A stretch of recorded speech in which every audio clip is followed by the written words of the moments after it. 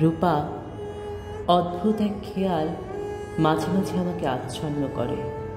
ইচ্ছে হয় তোমাকে একটি হলুদ শাড়ি কিনে দিই, তারপর শিশুদোষ এক আবদার নিয়ে তোমার সামনে দাঁড়িয়ে বলি, তুমি কি আমাকে একটি নীল পাঞ্জাবি কিনে দেবে? আমরা তখন আর গল্পের পাতায় আটকে থাকা হিমরূপা থাকব না।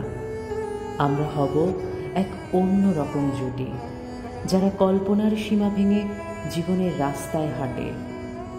জানো, আমি মাঝে মধ্যে ভাবি তোমার হাত ধরে জনমানবহীন ফুটপাতে হাঁটব, সস্তা চায়ের দোকানে বসে কাচের কাপ ভাগাভাগি করে পান করব।